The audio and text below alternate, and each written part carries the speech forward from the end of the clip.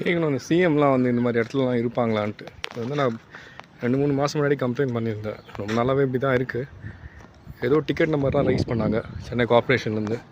உடனே முடிச்சிடுவா மாதிரி அப்படி இந்த ஐடியில் டிக்கெட் ரைஸ் பண்ணுவாங்கள்ல, உங்களுக்கு ஏதாவது சாஃப்ட்வேர் இஷ்யூஸ்லாம் வந்தால் அது மாதிரி டிக்கெட் ரைஸ் பண்ணி உங்களுக்கு நாங்கள் உடனே சால்வ் பண்ணுறோம் அப்படின்னாங்க. இது வந்து ஆல்மோஸ்ட் ஒரு 4-5 மந்த்ஸாகவே இப்படி தான் இருக்குது. இங்கே இருக்கவங்களாம் எவ்வளோ கஷ்டப்படுவாங்கன்னு சொல்லிட்டு அவங்களுக்கு இங்கே வாழ்ந்து பார்த்தா தான் தெரியாது. ஒரு ட்ராக்ஸ் மனத்தில் இவனுக்கும் டெண்டர் கொடுத்து அதில் லாபம் பார்த்துட்ருக்காங்க, நம்மளை சாவடிச்சிட்ருக்காங்க. இதில் ஒருத்தரால் நடந்து போக முடியுமா? வயசானவர் நடந்து போக முடியுமா? எமர்ஜென்சினால் இந்த வீட்டுக்கு ஆம்புலன்ஸ் வருமா? இங்கே இருக்க வீட்டுக்கு உள்ள ஆம்புலன்ஸே